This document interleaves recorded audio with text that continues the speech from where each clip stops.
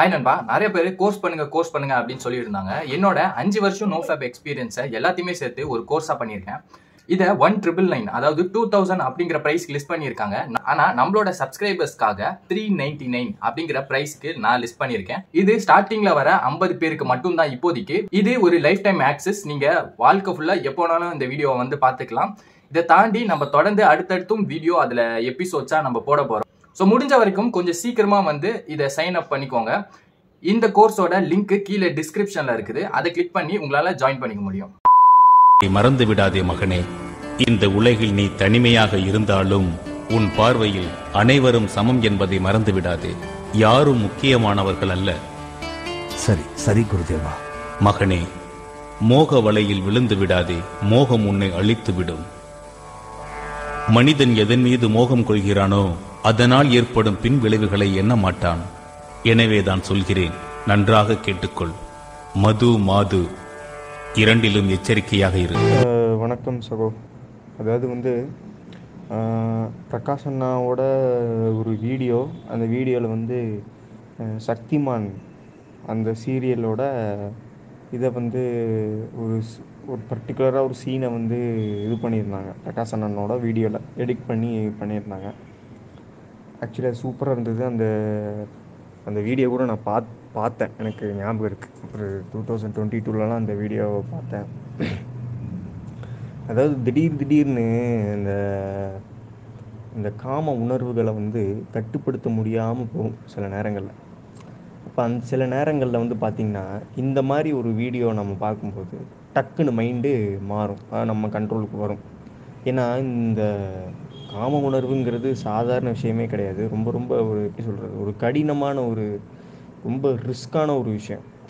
இது எப்படின்னா ரொம்ப பவர்ஃபுல்லானது. இதை வந்து அவ்வளோ சீக்கிரம் வந்து கண்ட்ரோல் எடுக்க முடியாது. கொஞ்சம் கஷ்டம்தான், கொஞ்சம் ரிஸ்க் எடுக்கும். நம்ம ஒரு இடத்துலையே இருந்தோன்னா அது வந்து ரிஸ்க்கு. வெளியே அப்படியே போயிட்டு வரணும், வெளியே போகணும், வெளியே நடந்து போகணும், வெளியே டைம் ஸ்பெண்ட் பண்ணணும் நிறையா. ஏன்னா வெளியே இருக்கும்போது எல்லாருமே இருக்காங்க அப்படின்னு அந்த மைண்டு வரும். அப்போ தான் வந்து எல்லாருமே இருக்காங்க, நம்ம தனிமையாக இல்லை, எல்லாருமே இருக்காங்க, அந்த மைண்டு வரும்போது நமக்கு வந்து அந்த உணர்வுகள் வந்து நம்ம அந்த உணர்வுகளை, அந்த காம உணர்வுகளை தோக்கடிக்க முடியும். இருக்கிறதுலையே ஆண்கள், நான் மோஸ்ட்டாக வந்து நான் ஆண்களுக்கு மட்டும்தான் அதை சொல்கிறேன். பெண்களுக்கெலாம் வந்து நான் இது தேவையில்லை, இது தேவையே கிடையாது. அவங்களுக்கெல்லாம் மாதம் போயிடும். அவங்களுக்கு எந்த விதமான அந்த விஷயங்கள் அவங்களுக்கு வந்து அந்த எந்த ப்ராப்ளமே கிடையாது. மாதம் அவங்களுக்கு போயிடும். எல்லோரும் என்ன சொல்லுவாங்க, நீங்கள் வந்து கொடுத்துட்டு போயிடுறீங்க, நாங்கள் தானே 10 மாதம் சுமக்கிறோம். அப்போ தான் நீங்கள் கஷ்டப்படுவீங்க. அந்த 10 மாதம் தான் உங்களுக்கு கஷ்டப்படுவீங்க. மாதம் போகிறது உங்களுக்கு ஒன்றும் பெரிய இது கிடையாது. எனக்கு தெரிஞ்சு என்ன வலி இருக்கும், அந்த மாதிரி பிரச்சனைகள்லாம் இருக்கும் மாதம் போகிறதுனால. அது உங்களுடைய பிறப்பின் அடிப்படை அப்படி இருக்குது. சரிங்களா? நான் என்ன சொல்ல வரேன்னா, அவங்களுக்கு அந்த மாதிரி காம உணர்வு அட்ஜஸ்ட் அதெல்லாம் வராது, ஆண்களுக்கு தான் வரும். ஏன்னா பெரும்பாலும் வந்து நீங்கள் அதிக அளவில் வந்து நம்மளை வந்து இந்த ஆபாச புகைப்படங்கள், இணையதளங்கள் இதெல்லாம் வந்தோடனே நம்மளால் வந்து அவ்வளோ சீக்கிரம் வந்து ஒரு நமக்கான ஒரு இது இல்லாமல் போச்சு. ஒரு கட்டுப்பாடு, நமக்கான ஒரு அவேர்னஸ் இல்லாமல் போச்சு. எல்லாமே போனதுனால என்னாச்சு, அப்படியே அவுத்து விட்ட மாடு மாதிரி ஆயாச்சு. அதாவது அம்மனைக்கட்டையாக ஓடியாச்சு, அம்மனைக்கட்டையாகவே ஓடியாச்சு. அதெல்லாம் கொஞ்சம் நிறுத்தணுன்னா கோமணம் கட்டிட்டு போனால் தான் நல்லது.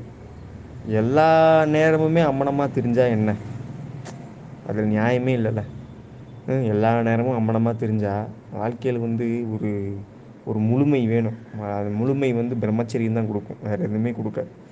அதை என்றைக்கு வந்து உணர்கிறாங்களோ தெரியல. ஆனால் என்னை பொறுத்த வரைக்கும் என்னென்னா, திடீர்னு இந்த மைண்டு ஃப்ளக்சுவேஷன் ஆகும்போது நான் இதை கேட்பேன். இந்த 30 நிமிஷம் வீடியோவை நான் கேட்டு என்ன நானே எனக்கு வந்து ஒரு குரு அட்வைஸ் பண்ணாருன்னா எப்படி இருக்கும், அது மாதிரி நான் எடுத்துப்பேன். அப்படிலாம் இருக்குது சகோ. நீங்கள் கூட சொல்லியிருக்கீங்க ஒரு பேட்டி, ஒரு இதில் ஆடியோவில் வந்து சொல்லியிருக்கீங்க. என்ன சொல்லியிருக்கீங்கன்னா, மைண்டு திடீர்னு மாறும்போது நான் அந்த சக்திமானோட அந்த இதை வந்து பார்த்து நான் மாறுவேன் அப்படின்னு நீங்கள் சொல்லியிருக்கீங்க. அதெல்லாம் நமக்கு ஒரு பாடம் இல்லைங்களா? நம்ம அதெல்லாம் பார்த்து நம்ம கொஞ்சம் ரெக்கவர் பண்ணுறது தான் நமக்கு நல்ல விஷயம். அதனால் வந்து இந்த மாதிரி சீன்கள்லாம் நமக்கு வந்து புரியலைங்க. அப்போது இந்த நாடகம் பார்க்கும்போது எனக்கு சத்தியமாக புரியல. எப்படி இதெல்லாம் வந்து சும்மா தான், நாடகத்துக்காக தான் அப்படின்னு நினச்சிக்கிட்டு இருந்தேன். ஆனால் அது கிடையவே கிடையாது. நான் அப்போ இந்த சீரியல் நான் பார்க்கும்போது 2011 இந்த சீரியல் நான் பார்த்தேன் சுட்டி டிவியில். எனக்கு 2011 சுட்டி டிவியில் நான் பார்க்கும்போது என்ன 9 வயசு தான் இருக்கும். புரியல எனக்கு இந்த சீரியல் புரியல. நான் ஹீரோ சக்திமான் தான் ஹீரோ அப்படின்னு பேசிகிட்டு இருந்தேன். ஆனால் அவங்களுக்கு எங்கேருந்து அந்த பவர் கிடச்சிது, அவங்க எந்த அளவு எங்கேருந்து அவங்க இதை எடுத்தாங்க அப்படிங்கிறது எனக்கு தெரியாது, சுத்தமாக தெரியாது. ஸோ நான் முன்னாடியே உங்களுக்கு சொல்லியிருக்கேன், நம்ம ஆள்ற கூட்டம் வந்து எல்லாத்தையுமே வந்து சினிமா சீரியலில் தான் காட்டும், உண்மையான விஷயங்களை காட்டும், வேறு எதுலேயும் காட்டாது அப்படின்னு சொல்லியிருக்கோம். ஸோ அதிக அளவில் நம்ம இருள் பயிற்சி பண்ணும்போது இந்த நிலம், நீர், காற்று, ஆகாயம் இது எல்லாமே, இந்த பஞ்சபூதங்களுமே நம்ம கட்டுப்பாட்டுக்கு வரும். அதை தான் வந்து சக்திமான், அதை அதை வந்து அதுக்கு ஒரு சிறந்த உதாரணம் சக்திமான் தான். ஏன்னா அவர் அந்த தவங்கள் செஞ்சதுனால தான் அவருக்கு அந்த பவர் கிடச்சிது. இல்லைனா வந்து வாய்ப்பு இல்லை. அதுக்கு அச்சாணி எது, அதுக்கு அச்சாணியாக இருந்தது எது? பிரம்மச்சரியம் தான். வேறு எதுவுமே கிடையாது. அவர் என்னைக்கு அந்த மோக வலையில் விழுந்தாரோ, எப்படி விஸ்வாமித்திரர் வந்து அந்த மோக வலையில் விழுந்தாரோ, எப்படி சக்திமான் இந்த மோக வலையில் விழுந்தாரோ, அந்த மாதிரி அது விழுந்து எவ்வளோ கஷ்டப்பட்டாங்க அதெல்லாம் பார்த்து நம்ம தெரிஞ்சுக்கணும். ஸோ அவங்கள நம்ம எடுத்துக்கணும் எக்ஸாம்பிளுக்காக. ஸோ அதுக்கு தான் சொல்லுவோம், நம்ம என்றைக்குமே இதை மறந்துடக்கூடாது. சரிங்களா? இன்பம் இன்பம் இன்பம் இன்பம் போனால் கடைசியில் அது டெத்து தான். அது அது வந்து எப்படின்னா ஒரு ஓட்டம், மரணத்தை நோக்கி ஓடுற ஒரு ஓட்டம்னு பிரகாசன் அடிக்கடி சொல்லுவார்.